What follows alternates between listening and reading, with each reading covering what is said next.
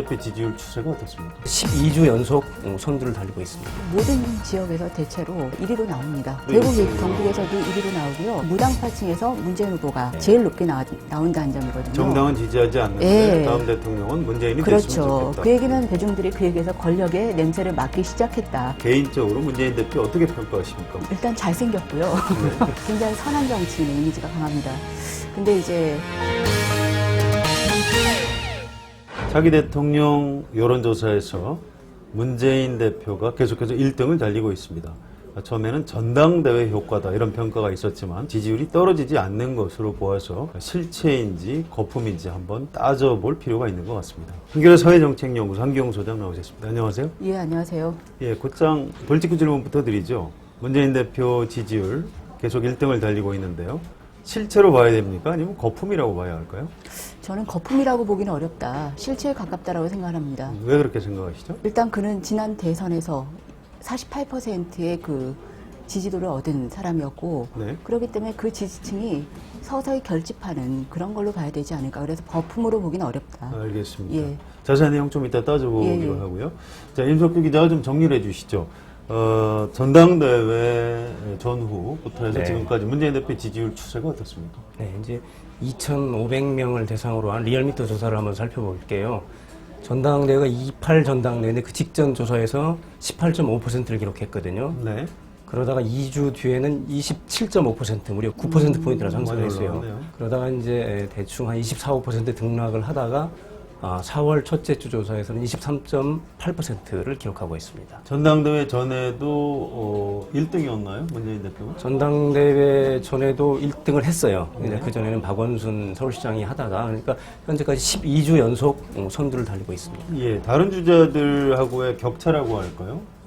추세가 어떻습니까? 네, 김무성 대표가 지금 12.7%거든요. 네, 2등인가요? 예, 2등인데 차이가 많이 나네요. 더블 스코어죠. 네. 그리고 이제 박원순 서울시장이 9.0% 3위 달리고 있고요. 네, 1, 2, 3등이 다 부산, 경남 사람들이네요. 그렇죠. 아, PK 네. 인물입니다. 네, 예. 내용을 좀 분석을 해주시죠. 예. 문재인 대표를 주로 지지하는 계층이 어떤 사람들인지, 뭐 지역별 또는 연령별 특징 같은 거는 무엇이 있는지. 모든 지역에서 대체로 문재인 대표가 1위로 나옵니다. 네, 대구 예. 경북에서도 대구 1등으로 경북에서도 1위로 나오고요. 나오나요? 네. 제일 흥미로운 것은 가장 지도가 높은 곳이 수도권과 부산, 경남, 울산이라고 하는 점입니다. 그래서 대체적으로 여당 성향이 굉장히 강한 부산, 울산, 경남에서 문재인 후보가 자기가 얻은 지지율 중에서 가장 높은 지지도를 얻고 있습니다. 네. 평균보다 높은 지지도를. 그다음 연령별로 보면 60대 이상 고연령층 제외하고는 대체적으로 가장 높게 나타납니다. 네. 예, 특히 20, 30대에서는 30% 이상 상당히 높게 나타났다. 이렇게 볼 수 있습니다. 고연령층에서 예. 누굴 지지하는 건가요? 문재인 대표가 아니고 주로?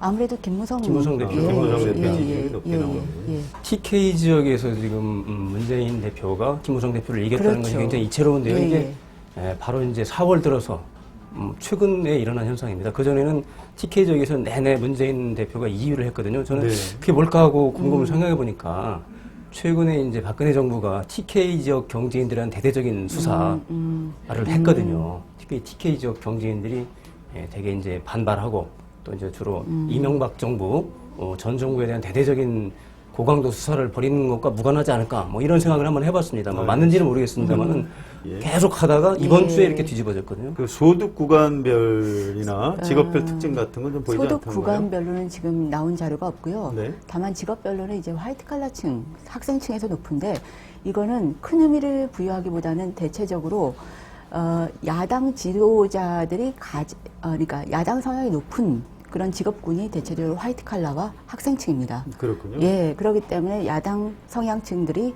대체로 이렇게 합류하는 걸로 볼 수 있을 것 같고요. 오히려 좀 주목해서 봐야 될 점은 새정년 지지층 중에서는 한 44% 정도, 절반보다 약간 못 미치게 문재인 대표를 지지하고 있습니다. 네. 그럼 나머지는 이제 뭐 이를테면 박원순, 안철수, 그렇게 갈라지겠죠. 예, 그다음에 뭐 안희정까지 이렇게 갈라질 텐데 흥미로운 점은 무당파층. 자기가 어떤 정당도 지지하지 않고 있다는 무당파층에서 문재인 후보가 네. 제일 높게 나온다는 점이거든요. 정당은 지지하지 않는데 예. 다음 대통령은 문재인이 됐으면 그렇죠. 좋겠다. 그 얘기는 뭘 의미하냐면 새정년이 못 믿었다. 그렇지만 이제 문재인 대표가 실질적으로 현재 권력과 그다음 미래 권력에 가깝게 되면서 그리고 본인이 권력 의지를 서서히 내비치면서 기존의 문재인 후보에게 기대를 표명했던 혹은 지지했던 지난 대선의 48%가 서서히 움직이기 시작했다. 오히려 저는 그런 징후로 읽어야 되지 않을까 싶습니다. 이미 한경 예. 소장께서 이렇게 해주고 계신데요. 문재인 대표 지지율이 높은 이유에 대해서 약간 정치적인 분석을 좀 더 해볼 필요가 있는 것 같아요. 뭐 무엇보다도 이제 전당대회에서 제1야당의 대표가 됐다는 점이 크겠죠. 지지율을 봐도 전당대회 이전에는 뭐 18% 이 정도였는데 2주 뒤에 9%포인트 상승한 것이 이제 대표적이고요.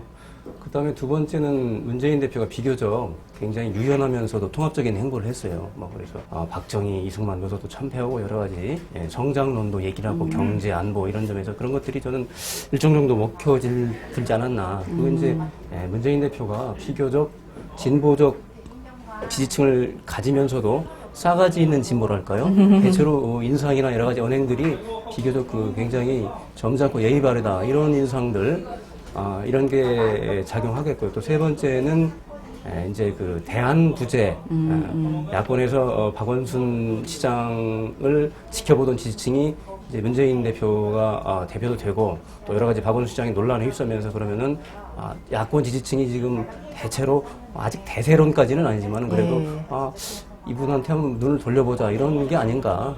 특별히 다른 두드러진 주자가 있는 것도 아니고 그런 것 같습니다. 한경 소장 뭐 추가하실 거 있습니까? 정치적인 분석? 저도 공감을 하는데 약간 저는 좀 각도를 달리하면 네. 아까 이제 실체가 있는 지도냐 여쭤보셨는데 실체는 있다. 그렇지만 저는 큰 의미를 부여하기는 어렵다. 아직까지는. 예. 왜냐하면 굳이 비교를 하면 대입 수능에서 재수를 한 재수를 한 사람과 그 다음에 이제 고3에 막 올라간 사람을 4월 달에 놓고 비교하면 당연히 재수생이 유리할 수밖에 없습니다. 지금은 그렇죠. 오히려 좀 그렇게 봐야 되지 않을까. 다만 의미 부여할 수 있는 거는 문재인 대표가 이제 서서히 페이스를 크게 잃지 않고 흐트리지 않고 서서히 이제 자기 페이스대로 가고 있다. 그리고 권력의 의지를 보여주기 시작했다. 그리고 대중들이 그에게서 권력의 냄새를 맡기 시작했다. 좀 이런 점에서 의미 부여할 수 있다. 네, 그렇죠. 이거고요. 알겠습니다. 탄탄하게 다져진 지지율이라고 하기가 어렵겠죠. 자, 앞으로 얘기를 좀 해볼까요? 예. 연말까지 이 높은 지지율이 계속 이어진다고 봐야 될까요? 임석규 기자 어떻게 보세요? 당장 닥친 4.29 보선이 저는 문재인 대표 지지율의 앞날을 예측해 볼 수 있는 가늠대가 되지 않나. 이번 네 곳에서 지른 보선에서 만약에 전패를 한다. 4대 0으로 새정치연합이 후보들이 진다. 그러면 지지율이 그렇게 꺾일 가능성이 있죠. 꺾일 가능성이 있다. 예. 네. 한경 소장 어떻게 보세요? 예, 저도 공감을 하고요. 그리고 저는 또 하나 이제 문재인 대표 지지율을 김무성이나 박원순 시장이랑 좀 비교를 해서 봐야 될 것 같아요. 네. 예, 그 얘기는 뭐냐면 박원순 시장이 작년 후반까지는 가장 높았거든요. 그리고 서울시장에서 재선된 다음에는 사실은 굉장히 높은 지지도로 계속해서 탄탄하게 달렸거든요. 근데 그렇죠. 이게 왜 역전이 됐느냐. 예. 박원순 시장에게는 뭐랄까 서울시장의 이미지는 강하지만 국가 지도자로서의 어떤 질적인 도약이 필요한데 그 브랜드를 가져가기 위해서는 그게 지금 약간 어려워지는 한계에 빠진 상황인 것 같고요. 그다음에 그다음에 여당의 가장 유력 후보인 지금 김무성 후보에게는 정파적인 지도자의 이미지는 있지만 국가 지도자의 의미, 통합적인 지도자의 의미가 없다. 그래서 이런 점에서 상대적인 강점을 문재인 후보가 가지고 있고, 예, 그런 점에서는 당분간 좀 계속 유리하지 않겠느냐. 예. 알겠습니다. 예. 자, 문재인 대표에게 앞으로 닥칠 수 있는 위험 요인, 임석규 기자가 이제 4.29 재보선 얘기를 해주셨는데요. 네. 또 추가는 뭐가 있을까요? 저는 이제 본인의 위기, 네. 본인 리더십의 한계, 정치력의 한계 이런 게 이제 위기 요인으로 작용할 수 있다. 문재인 대표가 이제 뭐 대선 재수생이지만 그렇게 정치력이 오래된 정치 구단은 아니거든요. 그러다 보니까 이제 가끔 돌출적 발언이 나오고 정치권에 오래 있는 어느 문법에서 보면은 조금 이단화적인 행동이 나오면은 이게 이제 흔들릴 가능성이 있죠. 그래서 본인이 안고 있는 그런 리더십의 위기가 있는 거고요.